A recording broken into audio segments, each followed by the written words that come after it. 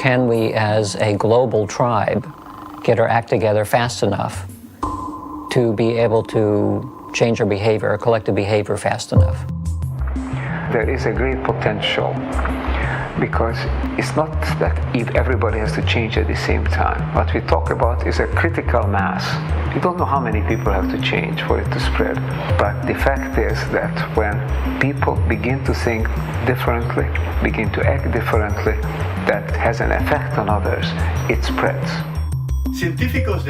Scientists at RPI have found that when just 10% of the population are deeply committed to an idea, their idea will always be adopted by the majority of the society. Now, what's interesting is their mathematical model shows that it's like a spontaneous leap. That is, below 10%, there is no visible progress. However, above 10%, the idea spreads like wildfire. I don't think it's going to occur first on the whole among the leadership, neither political nor business leadership. I think there are always exceptions, and there are very enlightened political leaders, the enlightened business people. But on the whole, these people have too much stake on the present system, and they are afraid of change, because their own base of power and wealth lies in maintaining the current system. So the change has to come from elsewhere. I don't think it can come from the very poorest people. The very poorest people, maybe 2 billion people in the world, try to survive somehow. They have to get the food and the housing and the job and the healthcare and the education that is a minimum requirement. We can't expect it from that, maybe 200-300 million people who are really the wealthy and the leading classes. It has to come from those who are in between, who have a choice, who are becoming increasingly concerned, and who know that something needs to be done, and the hope is that they will wake up.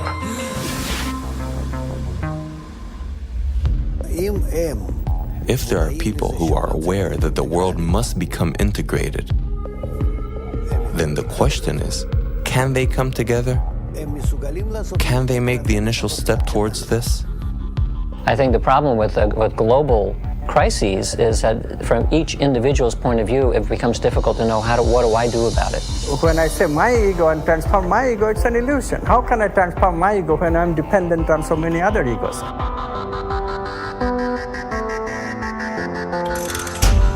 So because of the efforts of a few, changes will start occurring. How? Because the pressure, evolutionary pressure, is acting on everybody. It's just that they don't have the right context. All they need is a trigger. The trigger will be provided by this upper echelon of people who are working together to develop positive emotions. So they affect a much bigger number than is indicated by the little community that started it. So one little change in one little community can affect a much larger human community. And the interconnectedness that we have through the internet, interconnectedness of the ego, all of a sudden, without even knowing that it is doing so, will change and establish itself. And therefore changes can come very fast.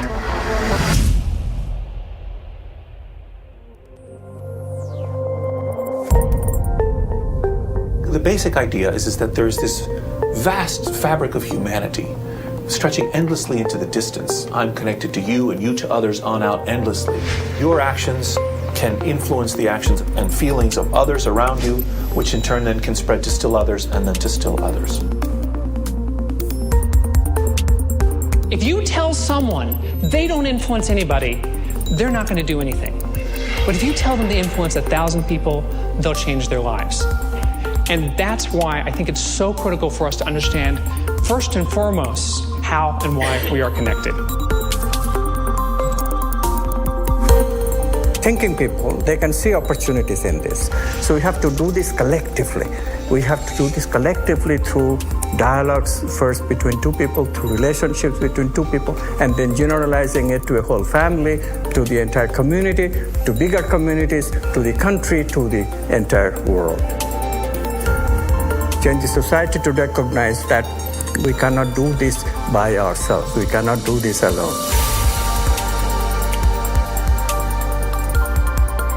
It's actually very simple what we have to do. It's just getting people to identify with it and see the benefit of what that offer is, the offer of working together, and how cataclysmically better life will be, right? Materially and spiritually. So. The lack of connection between people causes all the sadness in the world. No question about it. We are at crossroads, and it's not going to be decided by fate. It's not a destiny. We are at a point where the future of humanity is going to be decided by how people think about it today and how they behave. Awareness, awakening, these are the key terms. We have a chance to change. One thing we have to recognize is that to change is no longer a question whether or not. Change is coming. The only question is whether it's coming unexpectedly and abruptly on us so that we can't do much about it, we become victim of it, or whether we can anticipate it, create those major changes that will bring about a better future. And that is the unprecedented task of the generation now living.